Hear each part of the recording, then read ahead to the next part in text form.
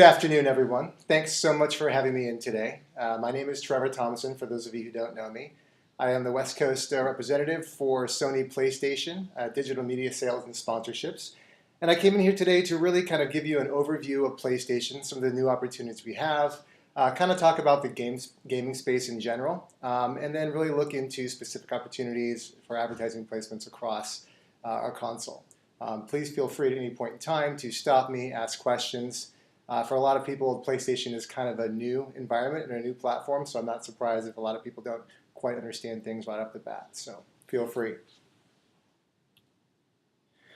So the best way to kind of understand why it's worth advertising on PlayStation, why we're here talking, is to really think about the gaming universe in general. It is massive, it is huge, it is at scale, it's very unique. Looking at the entire amount of people in the US playing games, it's about 155 million.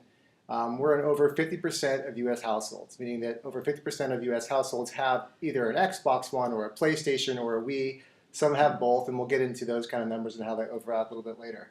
The really important thing for PlayStation is that we are the #1 console right now in the entire world. We have about 22 million PS4 sold. We have over 35 million PS3 sold, and the PS2 is still the #1 selling game console in the world with over 150 million sold at this point. So very important to know. Also, which is interesting, is that the gamers themselves are spending a ton of time playing not just games, but also watching movies, streaming music, live events, and all this is done through the PlayStation or the Xbox. So gaming consoles are amazing in the sense that they're not only great for games, but because of the connectivity, you have this access to connected television and streaming television through the majority of US households at this point. Real quick question for you. How are they listening to music on the console? Depends a variety of ways. PlayStation just started a partnership with Spotify. So it is now the official music service of PlayStation, over 1 million songs. You guys all know Spotify, right? Sure. You have Spotify. So my playlist on the phone can work on the console? Your playlist on the phone can work on the console. You can, on PlayStation 4, you can even, it's available on PS3 and PS4, but on PS4 you can actually kind of put together a soundtrack for your own games and really personalize the experience. That's cool. And then when you broadcast it to your friends, we'll talk more about how that works. It can become a really cool, fun thing. Thank you. Yeah, and then in terms of streaming video and things like that, it's all the usual suspects, right? It's Netflix, it's Hulu, it's Amazon, it's Crackle. We also have a live events viewer, which we'll speak to. Great. And then in general, looking at kind of the ecosystem and the e-commerce system of PlayStation, and Xbox, the gaming industry is about $15 billion a year at this point. Wow. So it's definitely significant in all sorts of ways.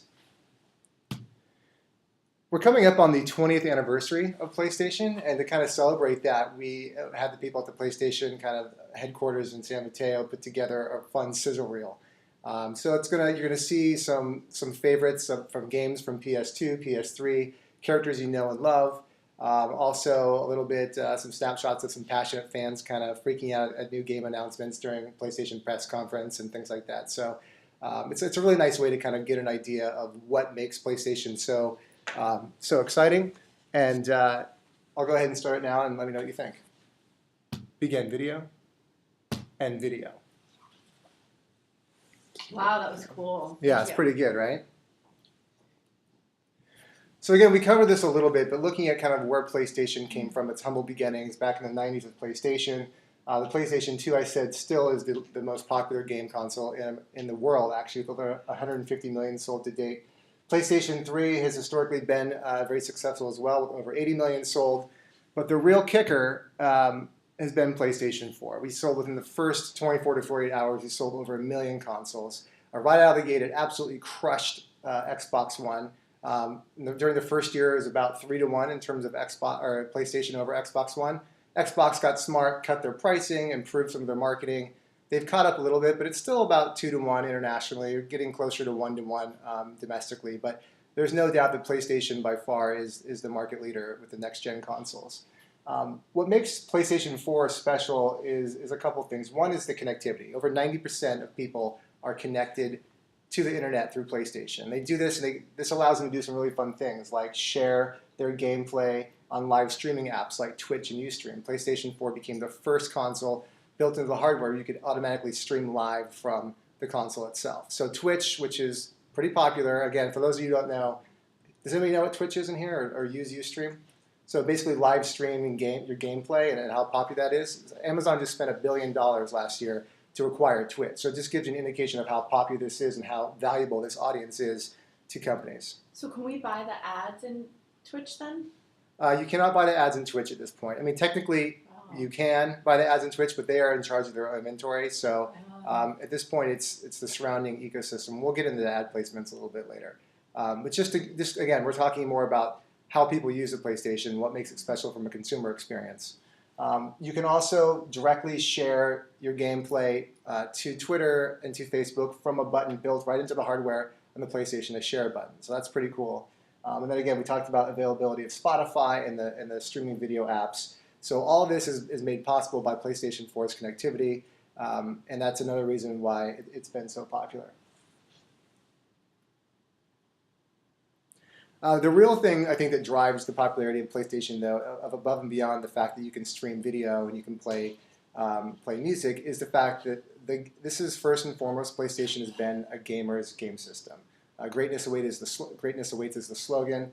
Right off the bat, the reason why PlayStation kind of surged ahead of Xbox One was because it positioned itself as the ultimate gaming experience. It didn't try to dilute itself by becoming a living room entertainment experience. It said, we are for gamers.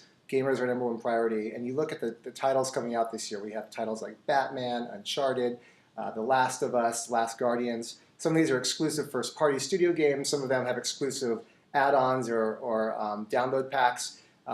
We just had our biggest event of the year, the PlayStation press conference at E3. And I'm telling you, if you ever get a chance to go to that, you definitely should. It is like going to a rock and roll concert. Mm-hmm. It is the ultimate experience if you're a gamer. When these people came out to announce these new games, whether it was the president of Sony Computer Entertainment or it was the creator of a game like Uncharted, the screaming, the fans, they were absolutely ecstatic about it. And it just goes, again, to show that the passion that this audience has. And again, we talk about the audience so much because this is who you're going for. You're going for this gaming audience. And I really want to talk to you guys about and impress upon you how valuable and passionate this audience can be about things that they enjoy. So everything is connected here in terms of advertising and usage by the PlayStation Network. So the PlayStation Network is it's basically the internet, right? It connects gamers to the games they can buy and play, to what they can share with each other, to services like PlayStation Plus, PlayStation Now, PlayStation View, and we'll get into what all these things are in a second. But all encompassing, this is called the PlayStation Network, and we're about 65 million uniques. So that's the audience you're reaching US. Right guard, you want to advertise with PlayStation, you are reaching 65 million uniques in the US, 80% of those being the coveted millennial audience. Digging a bit deeper into a question. No, keep going. Or are you just stretching your back? Sorry, it's just a busy slide. No. It's hard to focus. It's hard to focus on the slide. Well, let me walk you through it as your tour. A lot on there. It's a lot on there. There is a lot on here. I guess the real takeaway here is to think about, this is a millennial audience. It is, 70-80% 18 to 34. Millennials are 18 to 35, right? I believe they're 18 to 34, but then I haven't been in that age group for a while, so it's not that important to me. 18 to 34, I think, is the generally accepted age bracket for the millennial segment. Anybody disagree? Early 80s would be 35. I think we digress. What's really important to think about is not just the age bracket, but how much time people are spending playing video games. So we're looking at an average of 18 hours a week that these people are on the PlayStation 4, their PlayStation 3. The majority of this is playing games, 13 or 14 hours a week playing a game. But the rest of the time, 6-7 hours, I can't do math, but I think that adds up to about 18, is watching movies and streaming music and basically all together those activities. It's an amazing amount of time. It's almost, we're talking about TV time, right? 20, 25 hours a week spent on TV. The same amount of time is spent on PlayStation. This is the audience that isn't watching TV necessarily. This is the audience that is not paying for their cable subscription. This is that audience of cord nevers and cord cutters and cord shavers that you were trying to get. Where are they? We want to know that. They're here, they're playing video games, and they're doing it on a big screen television. So if you want to reach these guys, this is the way to do it with your video ad on a 60-inch screen in the living room. Another really big thing to take away from this is I mentioned before, this is a $15 billion business, playing games and selling games. The PlayStation Store, because of the connectivity, has rapidly become the #2 retailer for all gameplay and game sales in the US. I imagine their Xbox Store is a similar situation. Just the point being is that these people are now connected and they're shopping, they're spending a lot of money on these games, $50, $60 per game.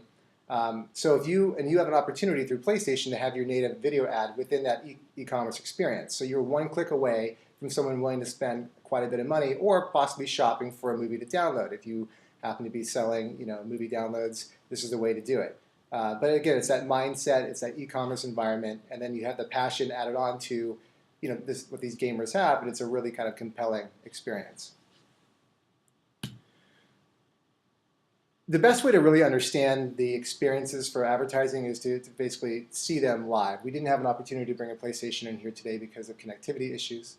However, we put together this great sizzle reel that shows you all the placements in the store, kind of top level, and then we can dig into them individually after that. Any questions thus far? Good. So I hope you enjoyed that video. We did a study last year for both Crackle and PlayStation with Magid and Associates. We called it the Connected Living Room. And basically it was a study of the who, what, when, where, and why, of how people consume and watch streaming television. A lot of the study was for Crackle. A lot of the questions were about PlayStation.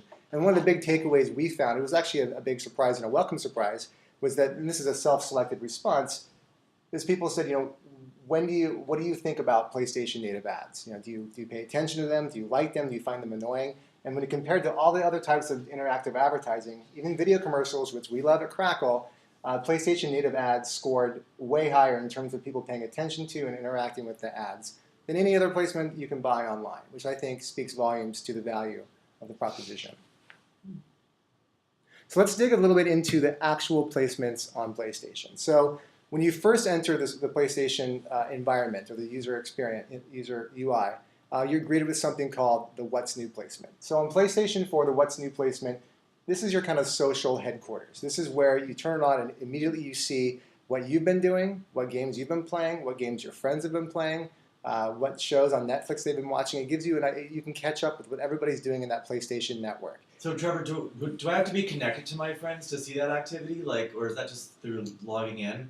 If you are logged in, which you probably are automatically, when you turn your PlayStation on, and you have friends, assuming you have friends in the PlayStation Network, assuming you're popular, immediately you'll see this feed start going. If for some reason you're not connected to the internet, then you wouldn't see that feed anymore. But most people automatically connect once they've set it up in their system. So this is kind of an ever-changing situation. The top 3 spots we reserve for paid advertising placements. So you have an opportunity to put a right guard ad right then and there when people, the very first thing people see when they turn on the station. And again, we have about 65 million people accessing this every month. The interactivity it's a static image on the PlayStation What's New, PS4 What's New. It can click through to a full screen video. It can click through to a URL. So this is really the only place in the PlayStation Store or PlayStation experience you can click into a browser experience, if that's important. Or if you happen to have a product, like if you're selling home entertainment or you're selling a game, if you have a product page within the store where you're selling something e-commerce, it can drive right to that product page. So we wouldn't be able to have a right guard product page, right? No, PlayStation hasn't really branched out of selling CPG within the PlayStation Store quite yet.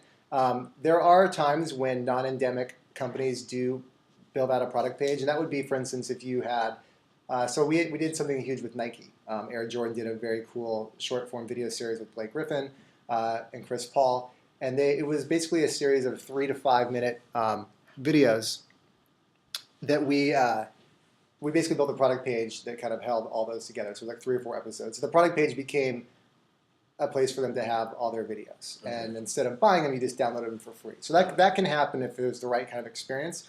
But if it's simply you're just advertising a new product and there's not really a huge kind of library of video content, it probably makes more sense just to run the video ad. So yeah, this is the PS4 experience. Very good. Do we can we run our ad tags? Can we serve these placements through our third party? Like we use Innovid. Can Innovid serve this? At this point, the PlayStation Store is not ad served. So there is One by ones? Can we append one by ones? You can't do one by ones either at this point. It's something we know is an issue, and we've been working hard to kind of get through that. It's coming. Ad serving's coming. For the time being, though, it is all site served, and the reporting we can give you is pretty basic metrics. It is click-through rate, it is delivery, and it is video views. So there is an ad served placement on the PS3, which I'll show you in a second, which can be rotated, but again, it's not third-party served. It is first-party served.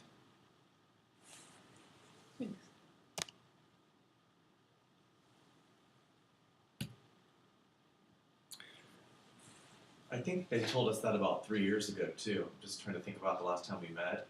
Yeah. Yeah. So that hasn't The other changed. guy that used to come in, I forget his name. Luther. He said that was like happening. I guess not. That was before my time. You know what? He might have been lying. There you go. So the next placement we're looking at is the PlayStation 3 What's New placement. This is very similar to the PS4 What's New placement. It is the first thing you see when you turn on your PlayStation 3. It's a little different setup. This is a scrolling situation, so the ads are always kind of changing.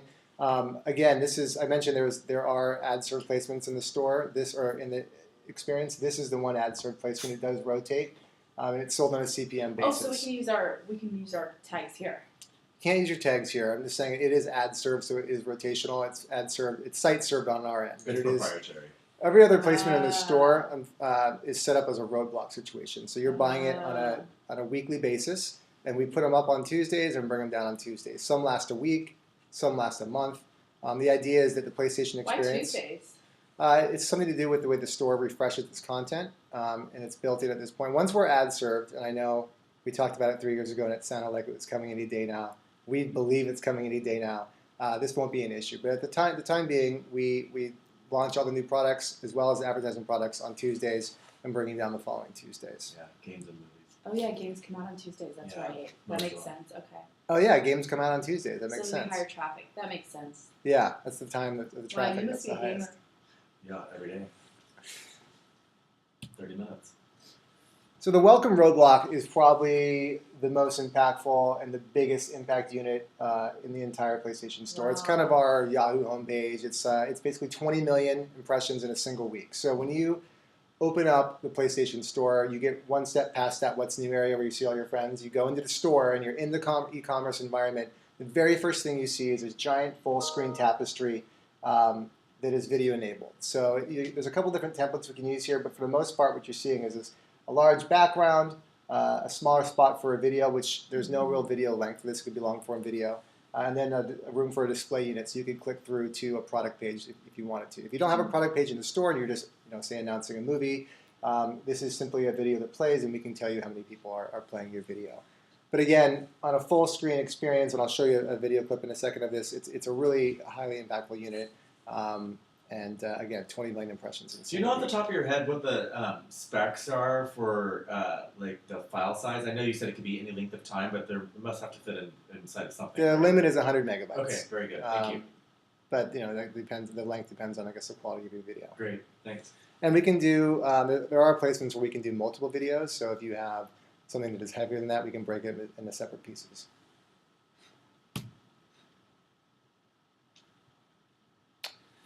The next placement here is the Spotlight unit, and I would say this is probably the second most popular placement within the store. It's right underneath the welcome roadblock, so you go into the store, you see the welcome roadblock. The next thing you see is a Spotlight takeover, and this is a little different because it's in a carousel situation. So a lot of the placements you'll see are in this what we call the carousel. So it's the first, second, third, or fourth spot. Ad placements, for the most part, if you're not endemic, are always in the second spot. We call this the tile. So the I Frankenstein here is an example. In this instance, we had Pop Secret in the first spot. They had a video set up there as well. So this is also served on or sold on a week-to-week basis, about 9 million impressions a month or a week. The branded storyline is kind of a unique placement, and for me, it's the ones I always recommend to my clients, and it's actually one of the ones I was thinking would be great for Right Guard.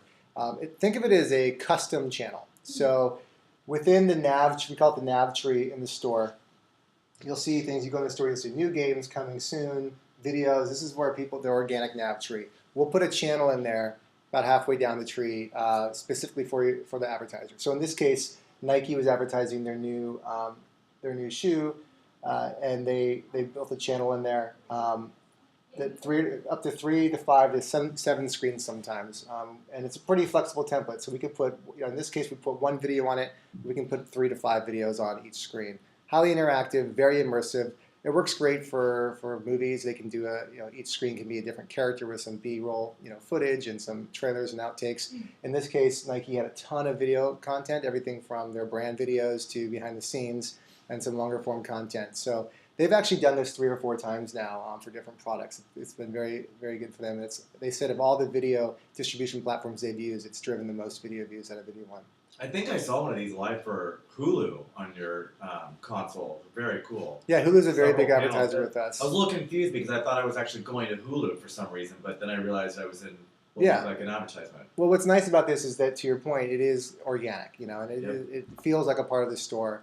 It doesn't make sense for every advertiser, but if you do have, several pieces of video content and you think it's the right place and the right for the PS audience, they respond very well to this.